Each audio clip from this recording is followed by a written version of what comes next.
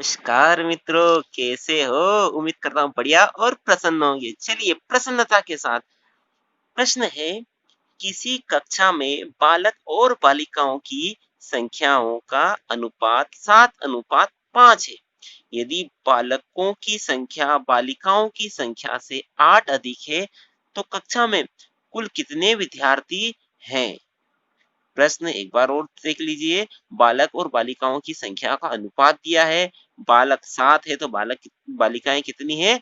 5 है। चलिए हल करते हैं। माना कक्षा में बालक और बालिकाओं की संख्या क्रमशः 7x और 5x है। प्रश्नानुसार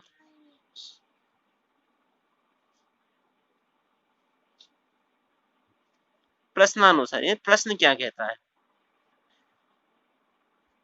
बालकों की संख्या और ये रही बालिकाओं की संख्या, दोनों के मध्य समता का निशान। क्या यह बराबर है? बिल्कुल नहीं। प्रश्न कह रहा है कि इन बालकों की संख्या बालिकाओं की संख्या से 8 अधिक है, यानी ये वाला हिस्सा 8 अधिक है। हमने लगा दिया बराबर का निशान। क्या बराबर है? हमारी तुला बराबर यानी इक्वल नहीं है। 8 इधर अधिक है तो हमें 8 इधर जोड़ना पड़ेगा, तब जाके यह समीकरण बराबर रहेगा। अक्सर हम यही गलती करते हैं। बड़ा कौन है? बड़ा ये साइड है तो इस साइड में अधिक है, तो बराबर करने के लिए हमें इस साइड 8 जोड़ना पड़ेगा। ठीक है। अब ये 7x चर को एक साइड में लाएंगे, 5x इधर है तो इसका पक्षांतर करेंगे तो ऋण 5x बराबर 8। क्या किया? 5x का पक्षांतर करने पर, ठीक है, लिख सकते हैं। 7x 5x सजातीय चर है, ये असमान चिन्ह है, एक धन का एक ऋण का है, तो क्या करें? 2x बराबर 8, x बराबर 8/2। क्या किया? 2x के साथ गुणे में है तो पक्षांतर करेंगे तो 8 के भाग में चला जाएगा, या इसे एक दूसरे शब्दों में कहें तो समीकरण में 2 का भाग देने पर आप लिख सकते हैं। 8 में 2 का भाग देंगे तो 2 चौक 8, हमारा x का मान आ गया। x का मान कितना आया? 4। ठीक है। चलिए x का मान आ गया है, इसलिए बालकों की संख्या, बालकों की संख्या क्या मानी थी हमने? बालकों की संख्या मानी थी हमने 7x। 7x का मान आया 4, 7 चौक 28। ठीक है। अब बालिकाओं की संख्या, बालिकाओं की संख्या, बालिकाओं की संख्या क्या मानी थी? बालिकाओं की संख्या मानी थी 5x, तो 5 गुणित 4x के स्थान पे 4 रखा, 5 चौक 20। ठीक है। बालक और बालिकाओं की संख्या आ गई। हमने प्रश्न में क्या पूछा है? प्रश्न में पूछा गया है कि कक्षा में कुल विद्यार्थियों की संख्या, तो कक्षा में कौन रहेंगे? कक्षा में बालक और बालिका ही रहेंगे। तो क्या करें? कक्षा में कुल विद्यार्थियों की संख्या क्या हो जाएगी? बालकों की संख्या प्लस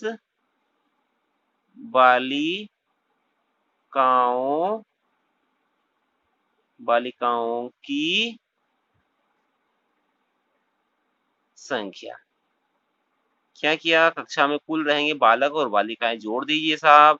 बालकों की संख्या आई 28 और बालिकाओं की संख्या आई 20, यानी 8 0 8 और 2 और 2 4। कितने विद्यार्थी आ गए? 48 विद्यार्थी हैं। ये हमारा प्रश्न हल हो चुका है। अगला प्रश्न है, बाईचुंग के पिताजी उसके दादाजी से 26 वर्ष छोटे हैं। किससे? दादाजी से 26 वर्ष छोटे हैं, यानी दादाजी उसके पिताजी से 26 वर्ष बड़े हैं। और उससे 29 वर्ष बड़े, यानी बाईचुंग से उसके पिताजी 29 वर्ष बड़े हैं। यदि इन तीनों की आयु का योग कर ले, यानी जोड़ कर ले, तो 135 वर्ष हो जाएगा। अलग अलग इनकी आयु ज्ञात कीजिए। ठीक है, प्रश्न को या 2 बार कम से कम पढ़िए, क्योंकि प्रश्न में ही उत्तर छिपा हुआ होता है, इसलिए प्रश्न को कम से कम 2-3 बार अवश्य पढ़िए। ठीक है, चलिए हल कर लेते हैं। माना बाईचुंग की आयु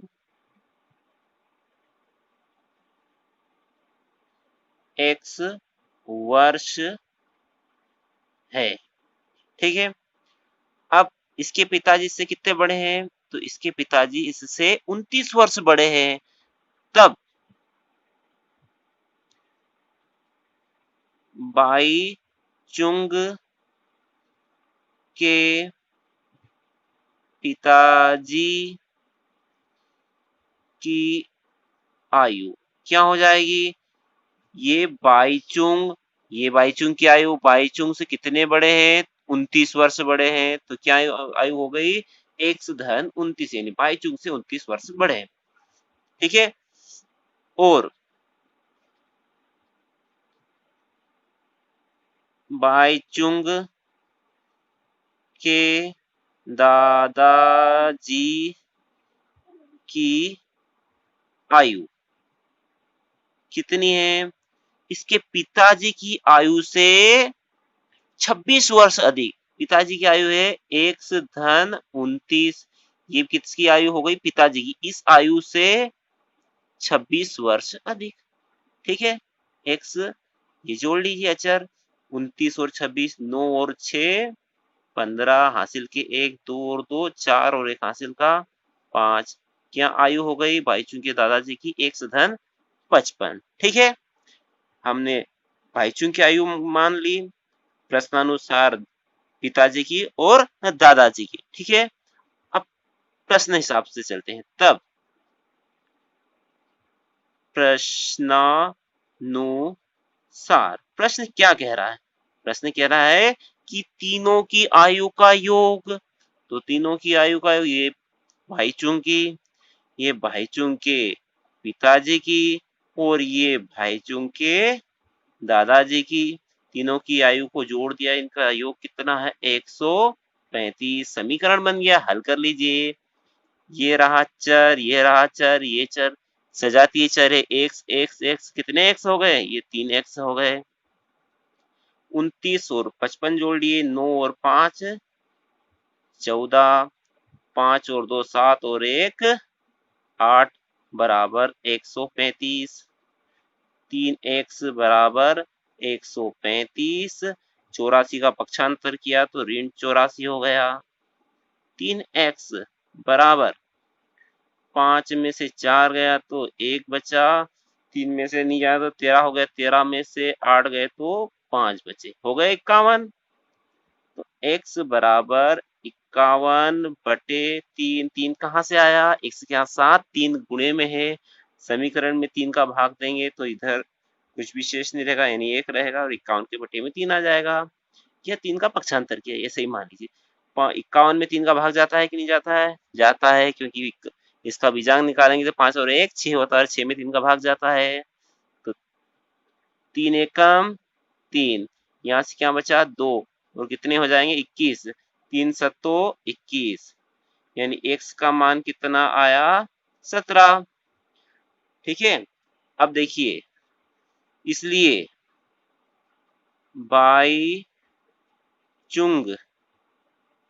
की आयु क्या मानी थी हमने? x मानी थी, x का मान आ गया 17। ठीक है, बाईचुंग के पिताजी की आयु, तो बाईचुंग के पिताजी की आयु कितनी मानी थी? एक्स धन 29। तो एक्स का माना है 17 धन 29।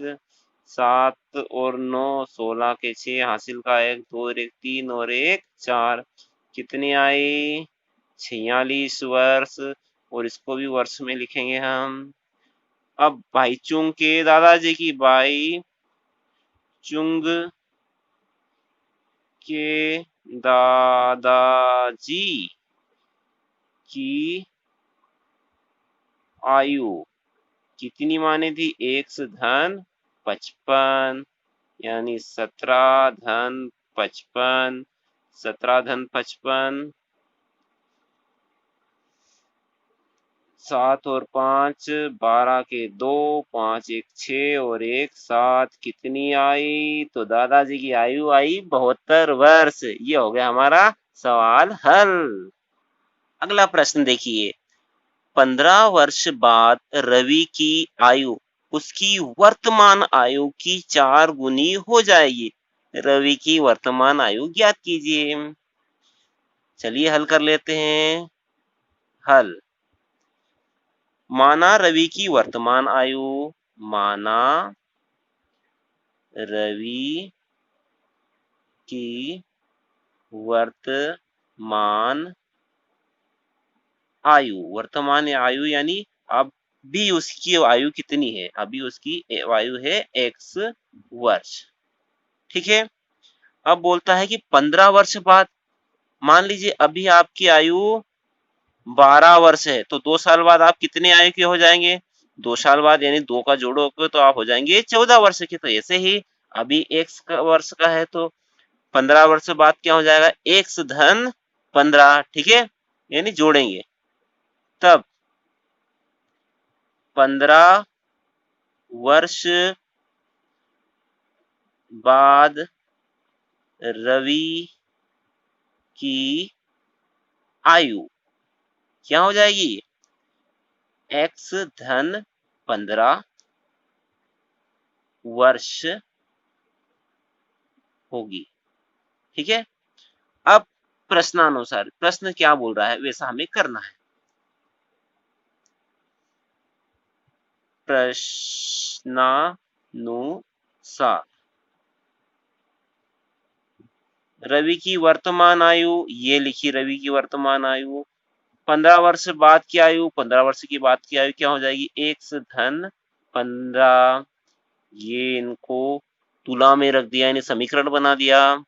तो क्या बोला है कि वर्तमान आयु से 15 वर्ष बाद की आयु, ये वाली आयु 4 गुना अधिक होगी। कौन अधिक होगी? ये वाला हिस्सा 4 गुना अधिक है। बराबर का निशान है तो क्या ये बराबर है? क्या नहीं है।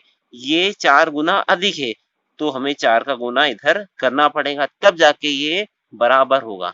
ये 4x और x चर है तो इनको एक साइड में रखते हैं। 4x, ये x इधर आएगा तो क्या हो जाएगा? ऋण x बराबर 15। क्या किया मैंने? x का पक्षांतर करने पर लिख देंगे तो ज्यादा अच्छा रहेगा। 4x और x, ये धन का ही ऋण का असमान चिन्ह है तो चीजें घट जाती। 4x में से एक x गया तो कितना बचा? 3x बराबर 15। ठीक है। तो x बराबर क्या हो जाएगा? x बराबर हो जाएगा 15/3। x के साथ यहाँ 3 गुणे में है तो पक्षांतर करेंगे तो 3 भाग में चला जाएगा, या कहे समीकरण में 3 का भाग दिया, कुछ भी कह सकते हैं। 3 का भाग 15 में चला जाएगा। 3 पंज 15, 5 बार में, तो x का मान आया 5। ठीक है। अतः रवि की वर्तमान आयु x मानी थी, यानी x का मान कितना आया? 5 वर्ष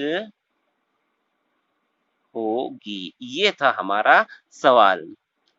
अब आपसे एक निवेदन है कि सवाल आप देखने के पश्चात इसे हल भी करें। सिर्फ देखने से ही काम नहीं चलेगा, आपको हल भी करना पड़ेगा। वीडियो अच्छा लगा हो तो लाइक कीजिए और चैनल पे नए हो तो सब्सक्राइब भी कर ही दीजिए। अगले वीडियो तक जय हिंद, जय भारत, वंदे मातरम।